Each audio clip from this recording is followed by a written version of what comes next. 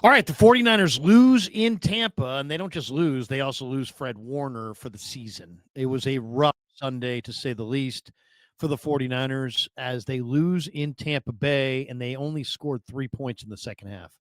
Niners were losing 20-16 at halftime, and they got outscored in the second half 10-3, and they wound up losing 30-19. So bad loss for the 49ers. They fall to 4-2, 3-1 on the road. They had their chances in this thing for sure, but they just, their offensive line couldn't protect. Mac Jones was under a lot of pressure. The 49ers, once again, could not run the ball. And we shouldn't really be surprised because the Niners haven't been able to run the ball all year. And they continue to not be able to run the ball. So that means that their quarterback, they have to drop their quarter. They have no offensive balance, and they have to drop their quarterback back to pass 40 times a game, even in games where it's pretty close. As I said, this game was 20-16 at halftime. It was a 4-point deficit for the 49ers at halftime, and yet they still had 39 pass attempts and only 22 runs. And they can't run the ball. So they're not running effectively, and they're not achieving offensive balance. And so it's all falling on the head of the quarterback to make it all happen. Mac Jones played really, really well. 27 of 39, 347 yards. But he was hit 10 times. He was sacked 6 times. He's been hit 20 times in the last 2 weeks. You can't play quarterback that way. You're going to make mistakes. And sure enough, he did. He threw 2 picks. The Niners were -2 in turnovers, and they wound up losing the game by 11 on the road. But, why did they lose? They lost because they can't run. They can't run the ball. They can't run the ball, and they can't stop the run. Tampa Bay ran the ball effectively at times in this game, especially in the first half. Niners didn't wrap up well and didn't tackle well against Sean Tucker, against Rashad White. The biggest play, though, was Baker had a 3rd and 14, and he ran for 15, and the Niners missed a bunch of tackles. In a lot of ways, this game was an embarrassing loss because you lost to a team that didn't have Mike Evans, that didn't have Chris Godwin, that didn't have Bucky Irving, that didn't have Emeka Egbuka for a good chunk of the second half. Basically, you allowed Tampa, without any of their best offensive players, to put up 30 on you. So your defense is, that was an embarrassing performance from the defense for sure. Kendrick Bourne and Jake Tonjes, wow, those guys were really playing well. Christian McCaffrey, Demarcus Robinson, outside of the drop he had, those guys stepped up and they played well, but it wasn't enough. In the 49er offensive line, they may need to retool that thing because Mac Jones, Brock Purdy, these guys are running for their life. And then to lose Fred Warner to a broken ankle for the year, it's a kick to the gut. Now, Tatum Bethune, Nick Martin, these guys will have to step up. But the 49ers were not stopping the run in this game with Fred Warner. And they're going to have a hard time stopping the run without Fred Warner. Eddie Pinheiro continues to be awesome. 4 for 4 on field goals. He accounted for 13 of the 49ers' 19 points. The Niners, outside of Eddie, combined, put up 6 points. Eddie put up the other 13. Sky Moore, what are you doing? The advantage of Sky Moore was he was a veteran punt returner who knows what he's doing, but he keeps catching the punts inside the 10. You got to let that fall into the end zone. It's like he's never done it before. So the Niners special teams continue to be an issue. The lack of offensive line ability to pass protect continues to be an issue. Their inability to run the football continues to be an issue. To the point, and they're getting guys back. They're going to get Kittle back. He'll help the run game. They're going to get Ayuk back eventually. They're going to get a few guys back. But and when they get those guys back, who's going to be left? Because, you lost Nick Bosa. He was your best defensive lineman. You lost Fred Warner. He was your best second-level defender. So, the Niners used to have really deep, defense, and now they have truly great players scattered throughout their roster. And unfortunately, a lot of their truly great players are starting to drop like flies. And so you're not the same team if you take away Nick Bosa, and you're not the same team if you take away Fred Warner. Niners couldn't stop the run. could not stop the run. Now, the numbers look better than they are. Tampa ran 26 times for 104 yards, 4 yards a carry. But, a lot of those, the average per carry went down as they were trying to ice the game. So some of those runs got stuffed because the Niners knew they were going to run the ball. But, I mean, the 49ers are not running the ball. 49ers are not stopping the run. The 49ers put very little heat on Baker. He's not that mobile. They sacked him one time. I think they only hit him one time. They can't protect their quarterback. They can't open run lanes. Their defense has lost its best player on the first two levels. And special teams wise, they got a great kicker, and the rest of it's a circus. So the 49ers are in a bad way, and yet they're still 4-2, still very much in the NFC playoff picture. So I wouldn't call it a devastating loss, but it's a tough loss. It's a tough loss for sure. And this Tampa team is probably one of the 5 or 6 best teams in the NFC, but they were not anywhere close to the Tampa team that's at full strength. And to be able to only score 19 on this defense that doesn't have Kalijah Cansey, and to give up 30 to an offense that didn't have its 4 or 5 best playmakers is kind of embarrassing. And so the 49ers lose 30-19. All right, let's hear from some of the key contributors afterwards. Kyle Shanahan talked a little bit about Fred Warner's injury. The Niners lost Fred Warner to an ankle injury. It was gruesome. It clearly is going to end his year.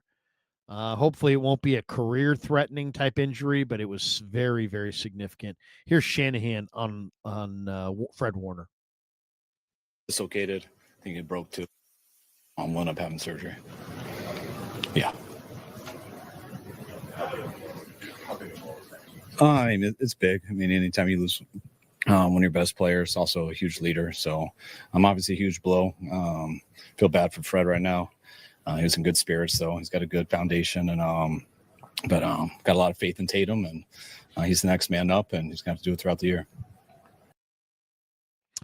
There you go. I mean, there is no replacing Fred Warner. He's one of the leaders on the team. He's one of the best coverage linebackers in the history of the NFL.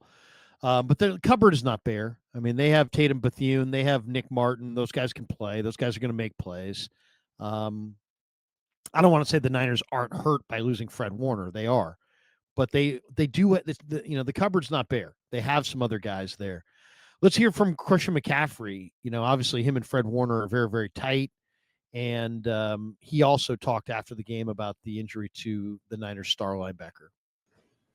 Yeah, I mean, it's just heartbreaking. I mean, it's such a weird game when you have to see somebody like that, and what happened with Bosa, earlier in the year, and then just have to continue to play. It's kind of a weird deal, but it's heartbreaking. He's one of the best players I've ever played with, and one of the best leaders I've ever played with. And so, it's heartbreaking. Yeah, I mean, there's really nothing to say about it other than you lost one of your best players. And not only that, you may have lost your defensive leader. I mean, Nick Bosa is probably their best defensive player, but Fred Warner is probably their most important defensive player. He's the guy. Fred Warner is the guy. To me, it's going to be really interesting to see how the 49ers respond, both on the practice field and next week against the Falcons. Why? Because Fred is the guy that says, hey, let's go. Let's go. Let's go. Let's play at this level. Let's play at this tempo. Let's play at this speed. Let's play with this emotion. And without him, that there's going to create a void there. And somebody's going to have to step into those shoes and get guys ready to go.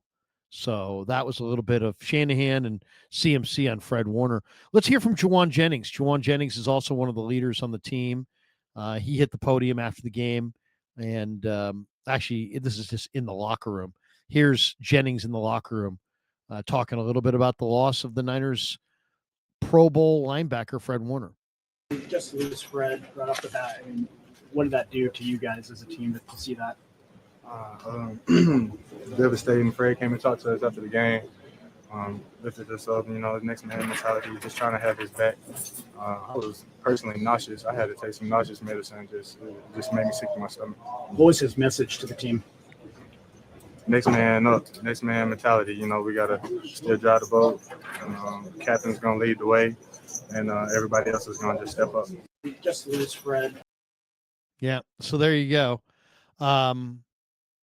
Yeah. I mean, JJ saying he had to take a medication for nausea because the injury made him sick to his stomach.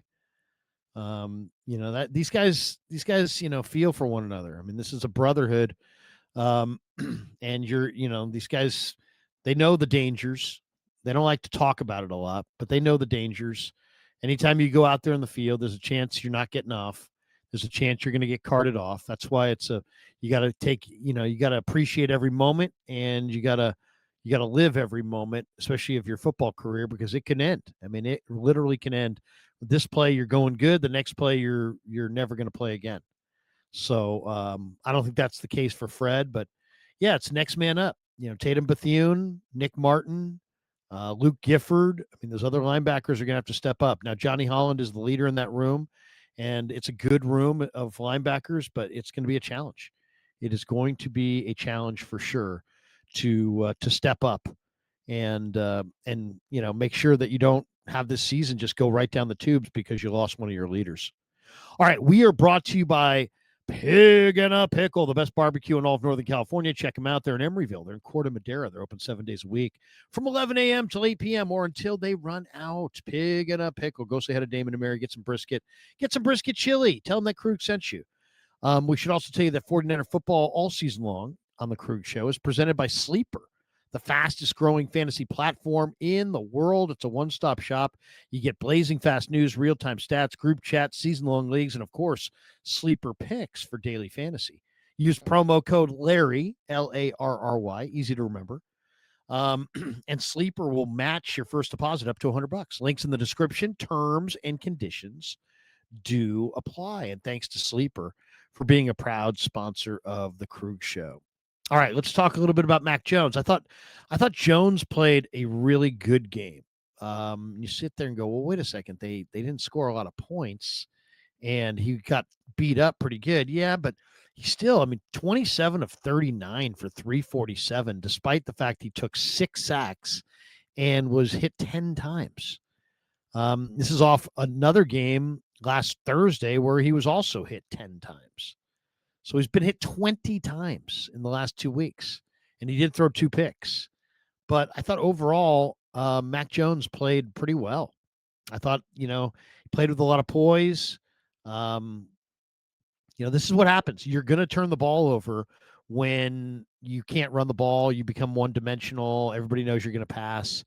They didn't do a lot of blitzing against Mac. I thought that was interesting. I thought there was a very good chance that Todd Bowles would blitz Mac Jones to the same tune that he blitzed Brock Purdy last year, like 44% of the snaps. And instead, he only blitzed him a couple times, early at least. He didn't blitz him a lot early. And I think it's a little bit of a statement from Bowles that he thinks that Jones is a good processor. Because if you blitz a quarterback, you're giving him a defined read. And if you feel like he understands how to read coverage and he knows where to go with the ball when blitzed, you're kind of giving him a game plan instead of making him kind of go through his progression, survey the, process what he sees, look at the entire field, full field reads and go through it. You're making things a little bit easier for him when you blitz him because he can just throw in behind the blitz. So interestingly enough, Tampa didn't do that. Tampa did not do that. Todd Bowles did not say, we're just going to blitz the hell out of Mac Jones. Now, is that out of respect for Mac Jones, or did they just feel like the Niners offensive line, why send extra rushers if you can get it done with your front four? Maybe it was really more about not respect for Mac, but disrespect for the 49er offensive line. I guess I don't think we're ever going to get the true answer on that. But let's hear from Kyle Shanahan. He talked about Mac Jones and his performance after the game. I thought Mac did a pretty good job. I thought that last turnover, the last pick was a tough one. On the first one on the game, we were hot on a blitz and we didn't get the right side adjustment. He's got to throw that, and we had a bust on the route. I don't put that one on him. Thought he did some good things today, but nothing on him. It was on everyone collectively. Made too many mistakes offensively, defensively. I thought. Yeah, I would say the same thing. Was Jones perfect? No. Did he make mistakes? Yes. But I think he played with a lot of poise and he made a number of plays. And at one point, he was being harassed and harangued and didn't have a run game. And yet he was still completing a very high percentage of his throws. So I liked what I saw out of Mac Jones. I think he's been very, very impressive in his starts. All right, let's hear from Jauan Jennings. Kyle Shanahan just weighed in there on Mac Jones. Let's hear about Jauan Jennings. He talked about playing with an assortment of injuries. I mean, JJ's got 3 or 4 different injuries that he's out there playing with, and here's what he said about it afterwards.